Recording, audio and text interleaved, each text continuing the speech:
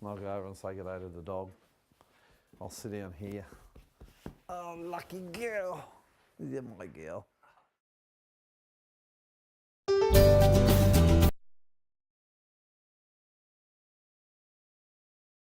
Yep.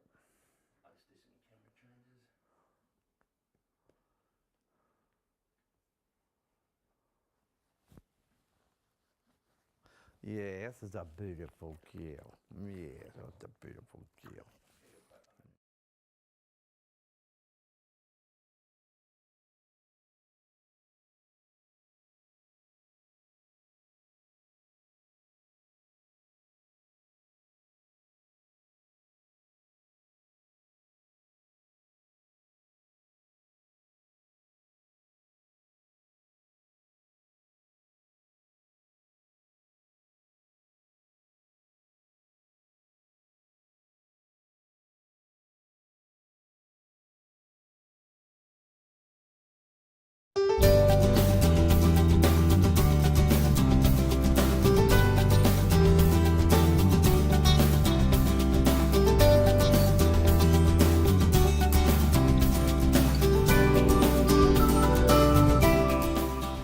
G'day, my name's Lloyd Grollum and I'm the Aussie Pastor, and I want to give you a warm welcome to our third program in this series. Can you believe it? We're already into program 3 and I'm enjoying it, and I hope and pray you are too. And this one is a beauty.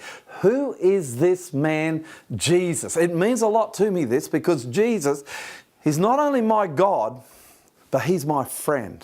And so I'm talking to you today about someone who is very, very close to me. But before I get into the subject, I want to tell you a little story as way of introduction. A couple of weeks ago, I went to Channel 9 Studios with my wife Lizzie and my mate and my producer-director Hunty to record a show with some of the big shots in there. Now, what I did in there, it's a secret. And I can't tell you yet, but it's really exciting. Am I right, Hunty? Absolutely. It's really exciting. And when I was in there, I met Carl Stefanovic. Yep, Carl. Did I say that right, Andrew? Yes, Stefanovic. And I tell you what, he interviewed me, and he is a really bright guy. He's really up there. But before I got to meet him, I had to go into wardrobe. Now, my wife had dressed me immaculately in the best clothes I had. And I go in there, you know, and just before I got up there, a girl comes in. I think she must be the clothing director or something or other. And she gets me to stand up, and she looks me over, and I could tell she wasn't happy with what she was seeing. Now, I know I'm not the best looking bloke in the world, and I knew my clothes were right, so I knew it must have been me. But it wasn't. It was my clothes. You see, I'd sat in these clothes in the car seat on the way to the studio. And she said, she said, that won't do. You go into that small room, you take your clothes off, I'll give you a robe, and we'll go and we'll re-iron them. So I went into the room. I thought the robe would be a long robe, you know, but it wasn't. It's one of these little short things. So I get into it. I thought, oh, what am I going to do now? Well, she comes and takes my clothes. She said, now you go into the waiting room where all the other guests for this show are, and I was the only one in this little short robe. It was terrible. It was traumatic. Then she comes back in, she looks at my shoes, and she says, are you going to have to take those shoes off? They're not good enough either. And they gave me another pair of shoes. And here's the point of this story. Even though I was immaculately dressed, it wasn't good enough. It wasn't good enough for them. You know what? And I'll tell that story as a bit of a joke as we start today, because I actually ironed my own shirt today. And Hunty and Wally, they're not happy. So if you look at my shirt and it looks a little crinkly, it's because I was the clothing director today. But I'm glad you're here, and this program is fabulous. It is wonderful. You know why it's so wonderful? Because Jesus is wonderful. Let's get into it. Tyler Wolf. He's an 8-year-old kid. This story is 15 years old. And together with his mother and Samaritan Purse. Now, if you're an Aussie, you've probably never heard of them, but they're an aid organisation. And what they do is every Christmas they send shoe boxes all around the world to the developing world to poor kids so that they can get Christmas presents. So Tyler with his mother, they decide 15 years ago that they're going to go and get some presents and fill a shoebox up, give it to Samaritan Purse, and Samaritan Purse is going to send it to some country. They don't know which one. So he goes. He shops with his mother, he fills his shoebox up, he writes a little note to whoever's going to get it, and he puts a picture of himself in it with a cowboy hat. You can see the picture. That's him.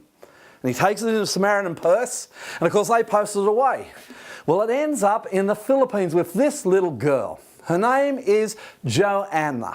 She's 6 years old, and she's cute, eh? That's a picture of her with the shoebox that she got from America from this boy, Tyler. Well, she was just thrilled. It made her day, it made her week, it made her year. In fact, it impacted her so deeply that she never forgot the gift or the little boy that sent it to her. 15 years later, she decides to get on Facebook and see if she can find Tyler. Now, Facebook is an incredible platform, let me tell you, for finding old friends. I've found many old friends on Facebook myself. Well, you wouldn't believe it, but she found him and she friend requested him. But Tyler, he saw the friend request, he didn't know who she was, and it took him 6 months to accept the request. Now, I don't know what's wrong with this guy. If I'm a young man and I get a friend request from a pretty girl, I wouldn't hesitate. Well, this modern generation, they're slower than us older guys. I wouldn't have hesitated. Well, finally he accepts her friend request. And they begin to talk.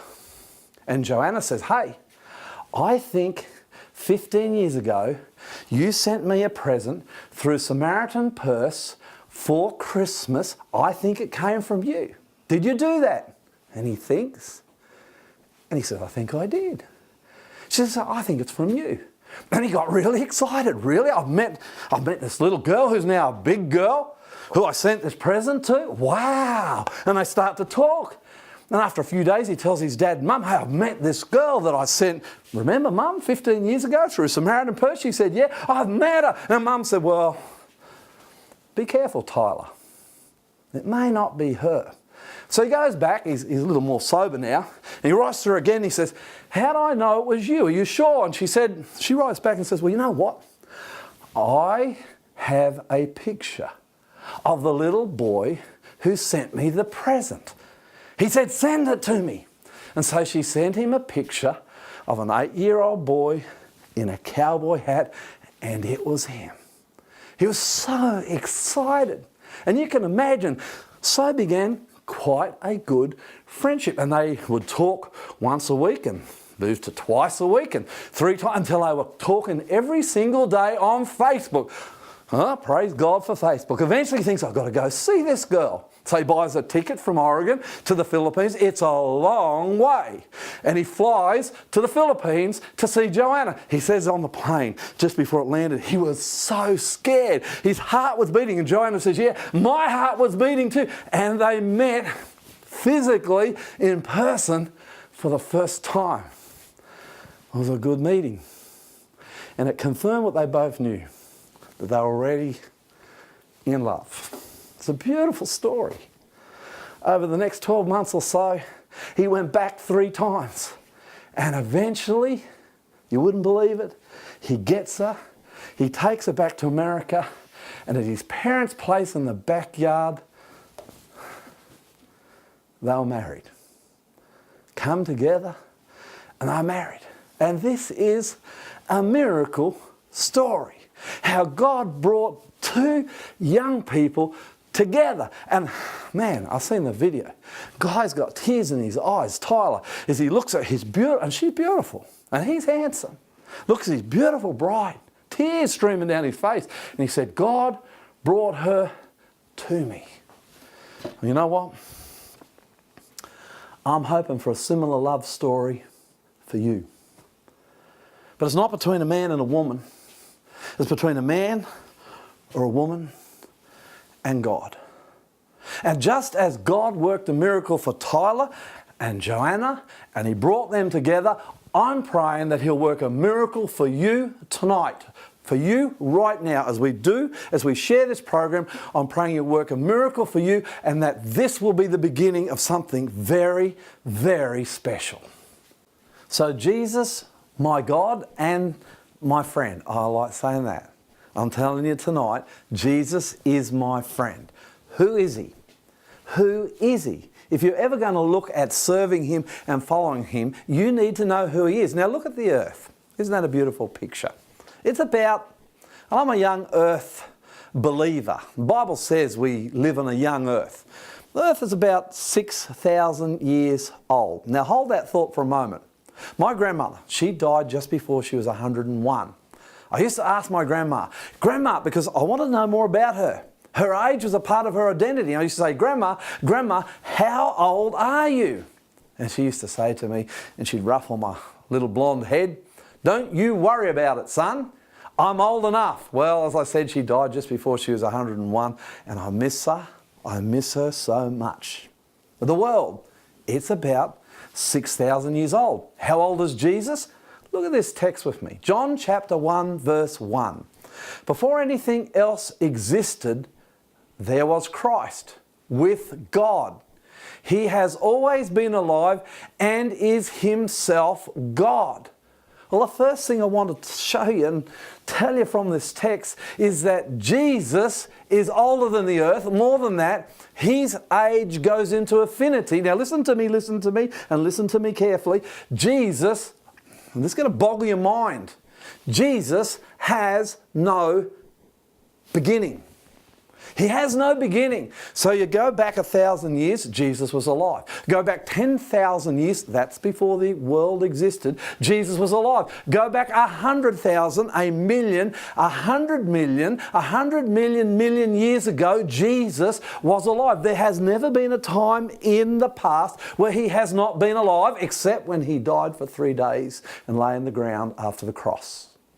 Now my little daughter, when she was a little one, she used to say to me, Dad, what's the biggest number in the world? And I used to say, a gazillion. Well, you know what? A gazillion years ago, Jesus was alive. He has always been, because he is God. But look at the rest of the text. John chapter 1, verse 3. He created everything there is. Nothing exists that he did not make. Jesus is the creator of the world. Now, I am a very blessed man. I have travelled. Now, I haven't travelled as much as Hunty, our director. But man, I have travelled and I have seen the world. I have been to Yosemite National Park in Northern California. First time I went there, I thought I was in heaven. It is beautiful. And if you ever get a chance to go to America, you got to go to Yosemite. If you've been there, you know what I'm talking about. Spectacular. Made by Jesus.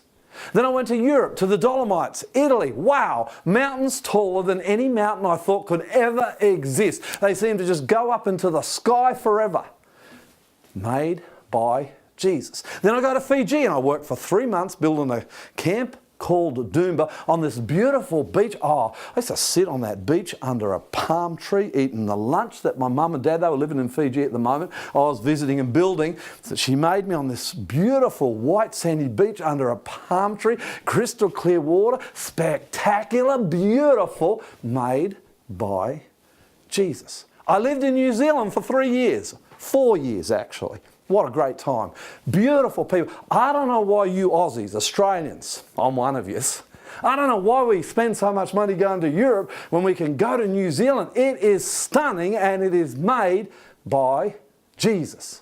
You can go to Scotland, and I've been there, made by Jesus. England, I remember when I went to Europe. I had a great time in Europe. Finally came time to go over to England. I thought, yeah, England's going to be okay, but about the best I knew about the Poms was we kept beating them up in cricket. We kept beating them up in football. In fact, in just about every sport. Oh, sorry, if there's some English people, we love you. Most of us come from, or our ancestors come from over there. But that's what I knew about England. I wasn't expecting much, but man, when I got there, what a beautiful country. I went to the Lakes District. Oh, wow. And you know what? Made by Jesus. And then you come back to Australia, our beautiful country.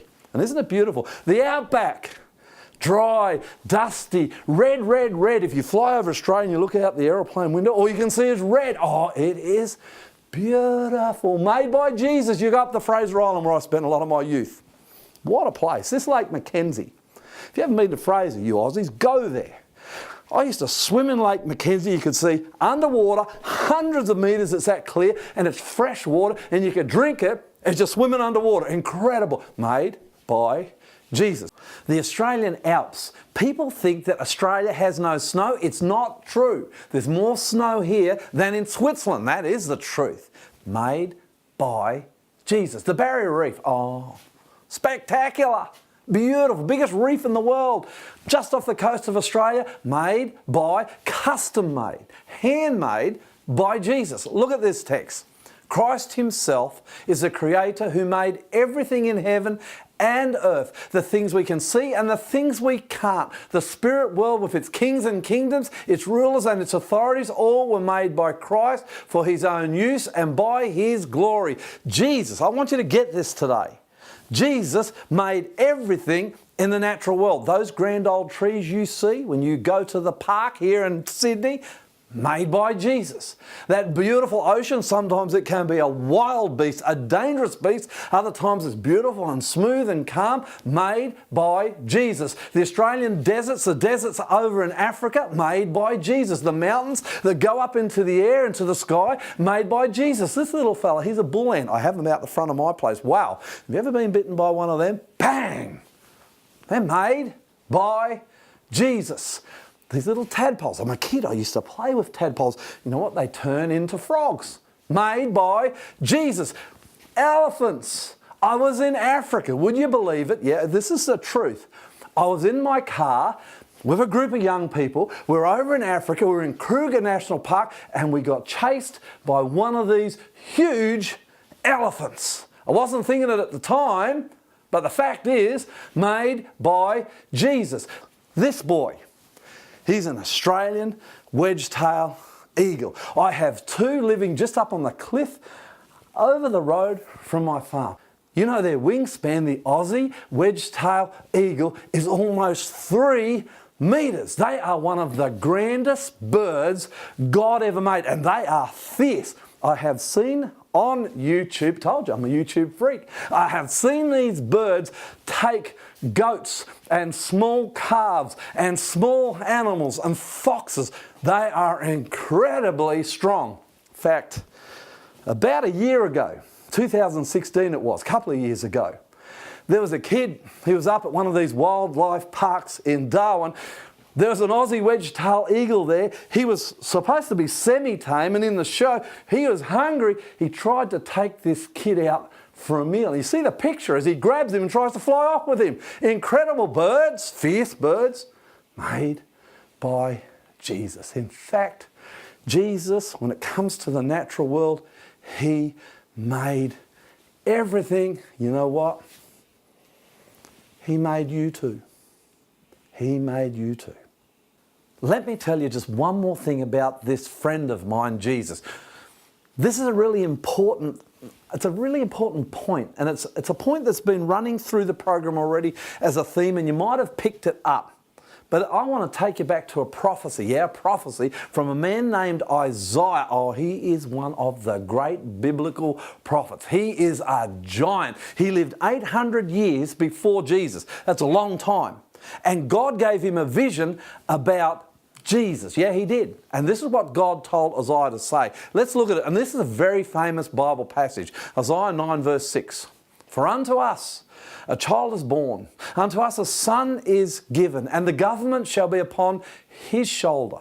These will be his royal titles: Wonderful Counselor, the Mighty God. That's the one I want you to note. The Mighty God, the Everlasting Father, the Prince of Peace. Isaiah 9 verse 6. Now there has been in the history of the world a lot of men, kings usually, who have set themselves up as gods and demanded worship. The pharaohs, they actually believed, and the people did too, that they were gods and they were worshipped as gods. But you know what? They're all dead. And God, he don't die. Jesus is alive, they're dead. Nebuchadnezzar, one of my favourite characters in all the Bible and history. He was a great king. A few years ago I was in Berlin at the Pergamon Museum. They've got the Ishtar Gate there. Wow, this is a gate that was in the wall of Babylon. Daniel the prophet, he's one of the most famous prophets in all the Bible. He used to walk under the Ishtar Gate. The Germans went over, would you believe it, to Iraq where ancient Babylon was. They dug this gate up, well, not all of it. They dug a little bit of it up. They brought it back and they built the little bit they had, and then they finished it with their own materials. And there it is in the Pergamon Museum. Walk under it. Well, Nebuchadnezzar, the king of Babylon, he believed he was a god, and the people were to worship him. And you go through history, it's there all the way down through history. Kings and potentates and rulers and emperors claiming the prerogatives of God, from local kings to great kings that had vast empires, claiming to be God, demanding worship. But you know what? In this world, there's only one who can claim the prerogative of God, and that's Jesus Christ. One more story from the Bible. I want to show you this. Those of you who read the Bible, you'll know that one of the most important, well, it's not one of the most important, it's the most important thing in all the Bible is the crucifixion of Jesus. And he died, historical fact. He died for you, he died for me. We're going to talk about that in the program coming in the future. He was in the grave, buried for 3 days, and then he was resurrected. Oh, what an exciting thing it is to serve like I do, a God who lives. Jesus is alive. Now, there was one of his disciples who had problems with this reality. His name was Thomas. Ever heard of doubting Thomas? That's where it comes from. Thomas couldn't believe he just couldn't believe he was alive. Look at this. John chapter 20. One of the disciples, Thomas, here he is, doubting Thomas, the twin, was not there at the time with the others when they kept telling him, we have seen the Lord. He's alive. He's resurrected. He's alive. He's alive. He replied, Thomas said, I won't believe it unless I see the nail wounds in his hands and put my fingers into them and place my hand on his side. So you get what's going on here. Jesus has been resurrected. A lot of disciples have seen him alive. They're excited. Thomas hasn't seen him. And they're saying, hey, Thomas, he's alive, he's alive. I reckon I would have been a bit like Thomas. And Thomas is going, no, I don't believe it unless I can touch the nail scars in his hands and his feet. I'll never believe it. So look what happens. This is a great story. Verse 26. 8 days later, the disciples were together again. And this time Thomas was with them. Hallelujah.